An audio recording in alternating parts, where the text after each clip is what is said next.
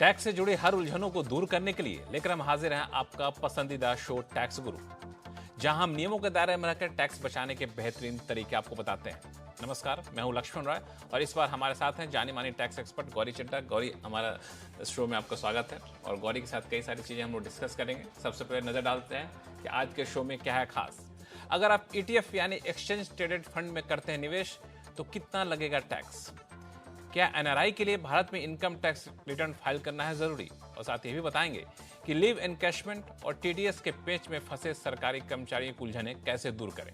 इन सारे मुद्दों पर बातचीत करेंगे, लेकिन सबसे महत्वपूर्ण मुद्दा वह है एक्सचेंज ट्रेडेड फंड ETF। जी हाँ, पिछले कई सालों से मैंने देखा है कि इस ETF पे निवेश करने वालों की तादाद काफ़ी ज़्यादा बढ़ी है। अगर सिर्फ इक्विटी ETF की बात करें कि ETF अलग अलग तरह के होते हैं, इक्विटी ETF की बात करें गौरी, तो यहाँ पे कम से कम पिछले 5 साल में हमें लगता है कि 5 गुना से ज़्यादा लोग वहाँ पे टर्नओवर वहाँ बढ़ा है। गोल्ड ETF की बात करें तो 15 गुना से ज़्यादा वहाँ पे बढ़ा है। तो जब ETF में निवेश करते हैं तो टैक्सेशन के नियम क्या कहते हैं? अगर शुरुआत करें सिर्फ पहले बता दें इक्विटी ETF, फिर बाकी दूसरे ETF पे चर्चा करेंगे। तो देखिए लक्ष्मण, जो इक्विटी ETF होता है, पहले मैं बता देती हूँ कि ये होता क्या है। एक तरह से ये इंडेक्स म्यूचुअल फंड ही है, लेकिन म्यूचुअल फंड से अलग इसलिए है क्योंकि ये एक्सचेंज पे ट्रेड हो रहा है। यानी कि इसकी जो वैल्यू है वो आप जितना टाइम मार्केट खुली है आप उसको चेंज होता हुआ देखेंगे और आप उसी टाइम पे खरीदेंगे तो आपको उसी वक्त का रेट मिलेगा, अनलाइक म्यूचुअल फंड जिसमें आपको क्लोजिंग NAV मिलता है। तो तरीका बिल्कुल सेम है, थोड़ा सा फर्क है उसके कॉन्सेप्ट में। यानी कि यहाँ पे आपको ब्रोकरेज कम होती है, यानी कि जो म्यूचुअल फंड में कमीशन होती है उससे शायद और भी कम है ETF में।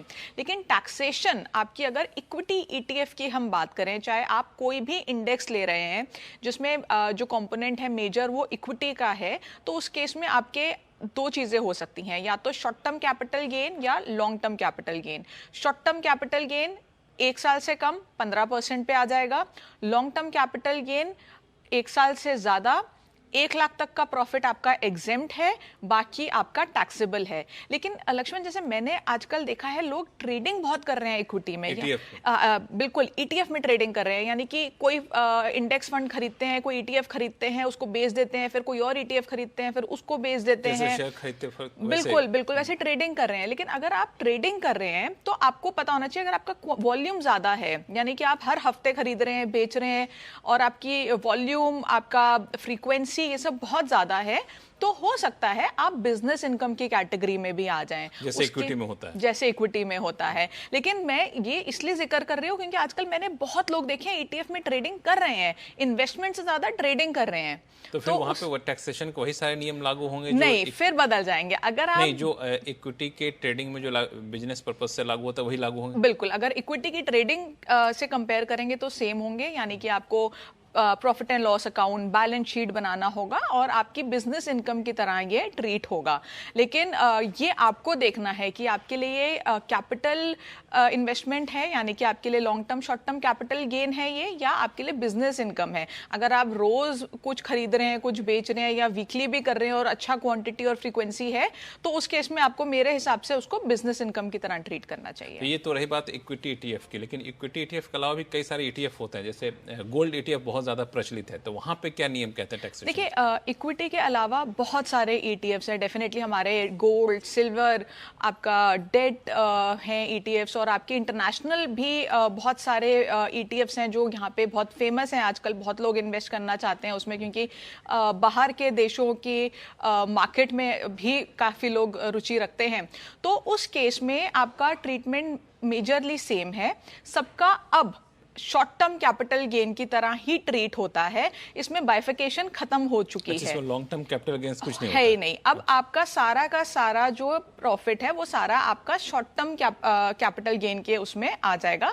शॉर्ट टर्म भी वो 15 वाला शॉर्ट टर्म नहीं, आपका स्लैब रेट वाला, यानी कि आपका जो स्लैब रेट पे आप फॉल करते हैं उसमें आ जाएगा। जिस स्लैब रेट में फॉल करते हैं उसके तहत आपको। तो आप ये मान के चलिए कि अगर आप यहाँ पे बिजनेस कर रहे हैं, या आप यहाँ पे शॉर्ट टर्म कैपिटल गेन कर रहे हैं, या आप यहाँ पे लॉन्ग टर्म कैपिटल गेन, आपका जो टैक्सेबिलिटी है वो सेम रहेगी आपकी स्लैब रेट पे। आप जिस भी स्लैब रेट में आते हैं वो आ जाएगा। तो ये रही बात इंटरनेशनल ETF की, या फिर गोल्ड ETF में भी सारे ETF, इक्विटी हटा के सारे। अच्छा, इक्विटी हटा के बाकी सारे ईटीएफ में आपको शॉर्ट टर्म माना जाएगा, चाहे गोल्ड ईटीएफ ही क्यों ना हो। बिल्कुल, गोल्ड ईटीएफ में भी शॉर्ट टर्म आपको माना जाएगा, जो आपका इनकम टैक्स स्लैब है उसके हिसाब से आपके कैलकुलेशन हो। वहाँ पे 1 लाख का एग्जाम्पशन वगैरह टाइप से कुछ नहीं कोई हो, exemption भले आप लंबे समय तक उसको होल्ड बिल्कुल करें। बिल्कुल कोई तो एग्जाम्पशन ये बड़ी बात बताई गौरी ने कि बहुत बड़ा फाइन प्रिंट है कि अगर आप ईटीएफ में पैसा लगाते हैं तो इन सब चीज़ों का ख्याल रखिएगा, क्योंकि टैक्स के नियम जो है बिल्कुल अलग अलग यहाँ पे होते हैं। कब कितने समय के लिए आप होल्ड कर रहे हैं, किस ईटीएफ पे आपने पैसा लगा है, तो बहुत सारी पेचीदगियाँ हैं। मुझे लगता है कि इसका ख्याल रखना ज़रूरी है टैक्स, अगर आप बेहतर तरीके से टैक्स प्लानिंग करना चाहते हैं तो। चलिए अब शुरू करते हैं सवाल जवाब का सिलसिला। सबसे पहले चलते हैं नई दिल्ली, जहाँ से BR गर्ग साहब हमारे साथ फोन लाइन पर जुड़ चुके हैं। गर्ग साहब नमस्कार। नमस्कार सर। बताएं क्या उलझन है आपकी? सर मेरे पास ना एवरोन एजुकेशन के शेयर हैं 4000। अच्छा, उनमें कोई ट्रेडिंग नहीं है आजकल। तो मैं क्या लॉस बुक कर सकता हूँ? ये सवाल बहुत सारे आते हैं कि कई सारे शेयर लोगों के पास है जिनके पास ट्रेडिंग हो ही नहीं रही है, तो लॉस बुक करें कि क्या करेंगे, और करें तो कैसे करें? देखिए, अभी इसको एक्सचेंज पे क्योंकि ट्रेडिंग नहीं हो रही है तो आपके पास एक्सचेंज पे बेचने का तो कोई तरीका है नहीं। अब अगर तो वो कंपनी डीलिस्ट हो जाती है तो एक अलग ही कहानी है, बट ये लिस्टेड है, जो आपने बोला ट्रेडिंग नहीं हो रही है बट है लिस्टेड, तो या तो आपको वेट करना पड़ेगा, या जो ऑफ मार्केट तरीके कुछ होते हैं शेयर बेचने के, आपको उनको देखना पड़ेगा।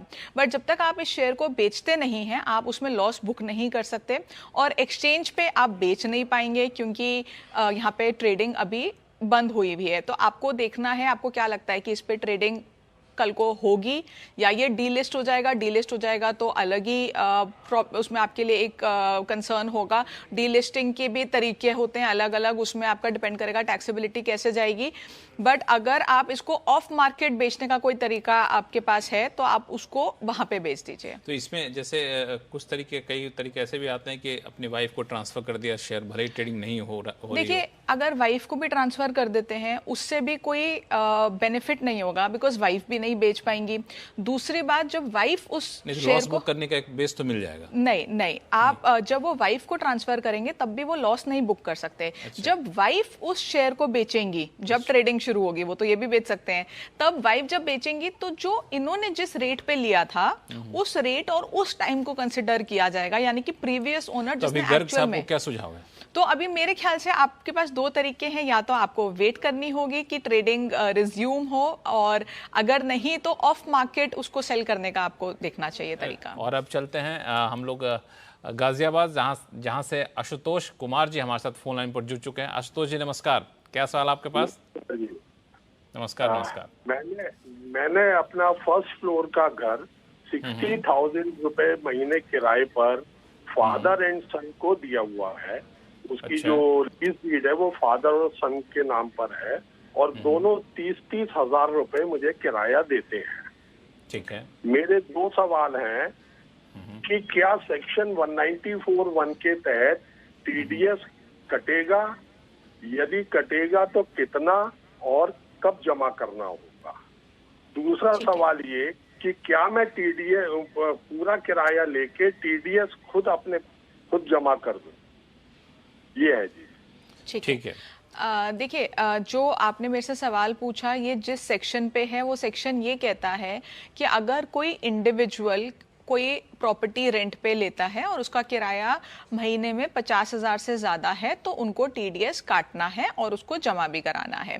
लेकिन क्योंकि यहाँ पे 2 लोग हैं, फादर और सन, और दोनों का जो अमाउंट है इंडिविजुअली वो 50,000 से कम है, तो उस केस में उनको टीडीएस काटने की कोई ज़रूरत नहीं है, प्रोवाइडेड आपका जो अग्रीमेंट है वो सही है। सही से मेरा मतलब है कि उस एग्रीमेंट में कहीं कुछ ऐसा नहीं लिखा होना चाहिए कि फादर एंड सन की जॉइंट लायबिलिटी है, या कोई ऐसी लाइन जिससे पता लगे कि वो इंडिविजुअली रेंट नहीं दे रहे हैं और एक की लायबिलिटी बनती है या जॉइंट लायबिलिटी बनती है।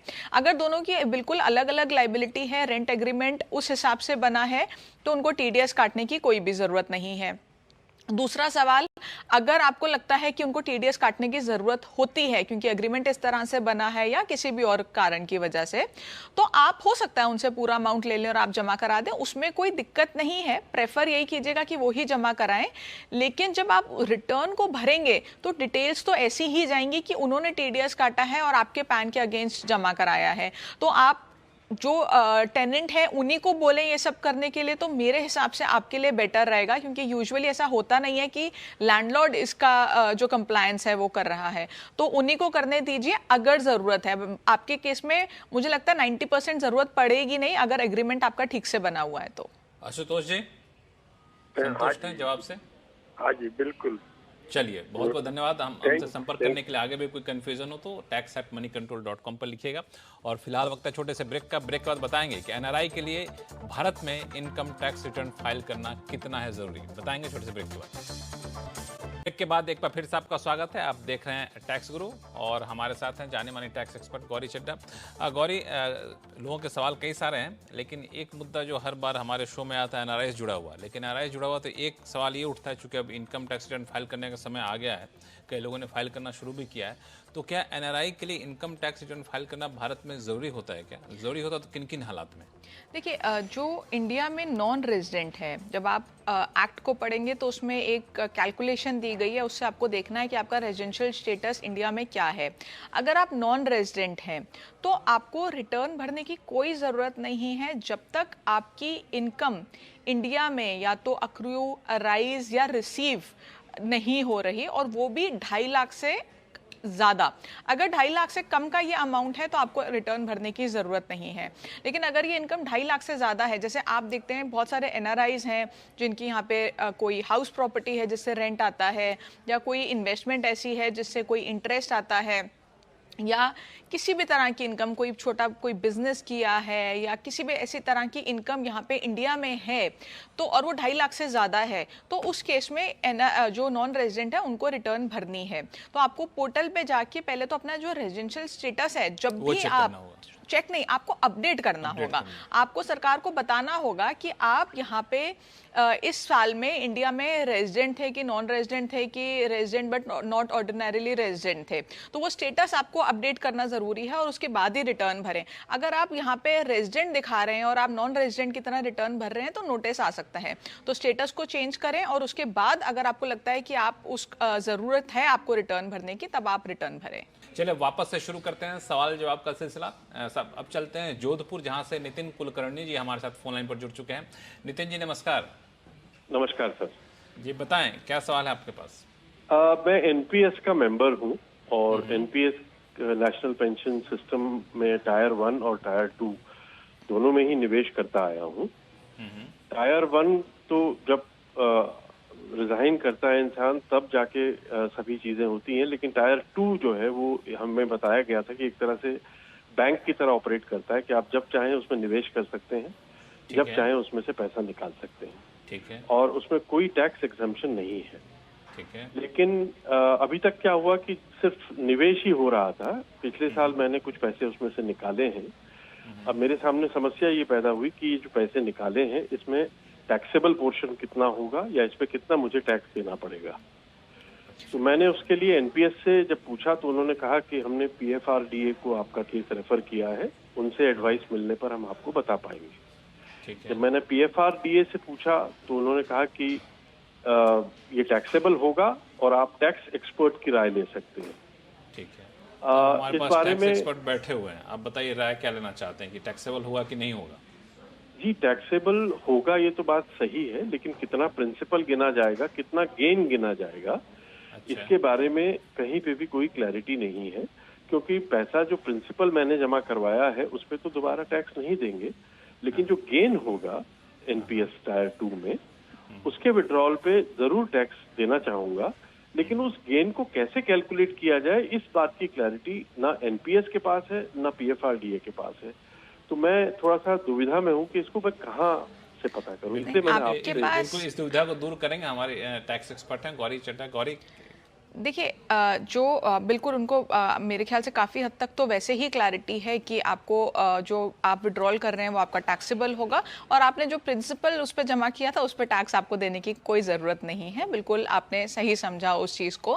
अब बात, आपका सवाल ये है कि आपका जो टैक्सेबल अमाउंट है वो कितना होना चाहिए।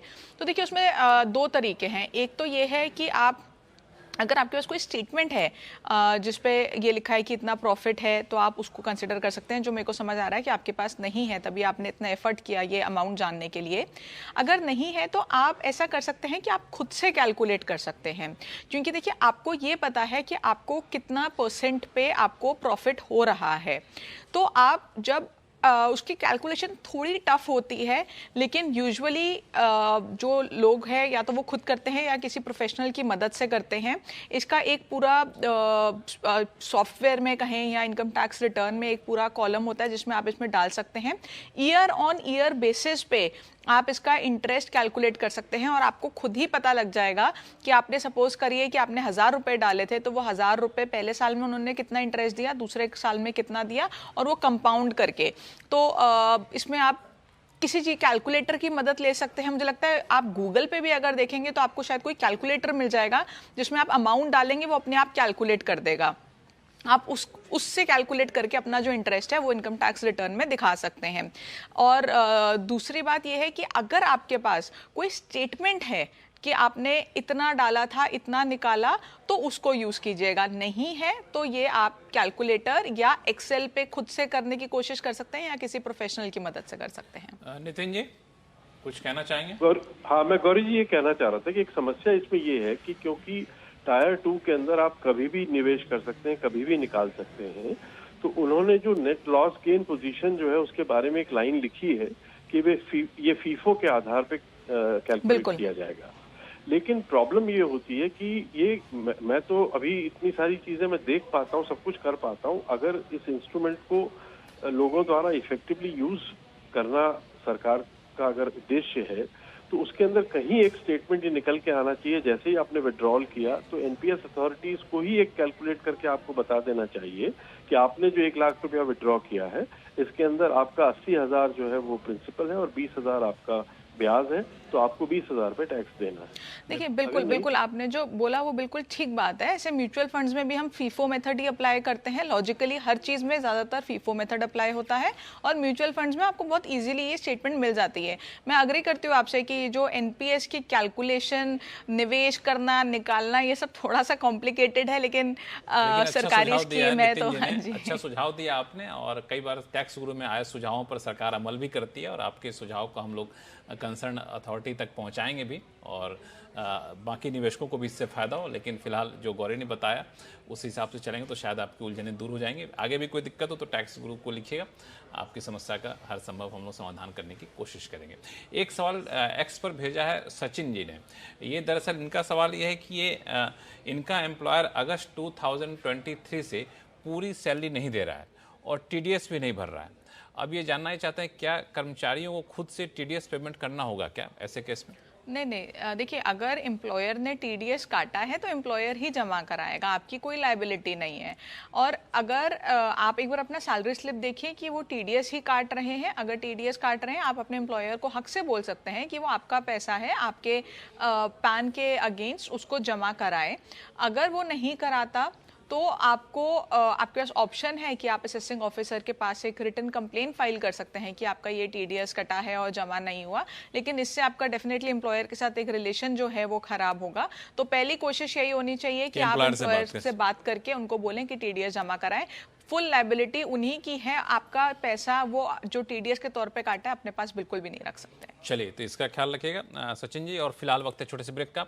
ब्रेक के बाद बताएंगे लीव एनकैशमेंट पर क्या है टैक्स का पेंच और कैसे सुलझाएं, बताएंगे छोटे से ब्रेक के बाद। एक बार फिर से आपका स्वागत है। अब सीधे चलते हैं देहरादून, जहां से चमन लाल जी हमारे साथ फोन लाइन पर जुड़ चुके हैं। चमन लाल साहब नमस्कार, क्या उलझन आपकी? हेलो, हाँ सर नमस्कार सर मैं जो है ना ओएनजीसी से रिटायर हुआ देहरादून से। ठीक है। और मेरा जो लीव इनकैशमेंट था वो इन्होंने मेरे को दिया है अप्रैल में। ठीक है। और उसमें 2 क्वेश्चन है सर। जैसे इन्होंने मेरा जो है ना मार्च में ड्यू था, लेकिन वो कुछ एसेट ट्रांसफर नहीं हुए थे, तो एचआर ने फाइनेंस को लिख दिया लेटर, तो उन्होंने मेरा पेमेंट रोक लिया है। अच्छा। तो पेमेंट रोकने के बाद उन्होंने मेरे को इसमें अप्रैल में पेमेंट किया है, और लेकिन जो टैक्स डिडक्ट कर दिया वो मार्च में ही कर दिया है। अच्छा। तो कायदे से तो मुझे जब अप्रैल में पेमेंट हुआ तो टैक्स भी अप्रैल में डिडक्ट होना चाहिए था। बट आपको कोई डॉक्यूमेंट दिया होगा कि हमने इतना आपको लीव इनकैशमेंट दिया है और इतना आपका टीडीएस डिडक्ट किया है?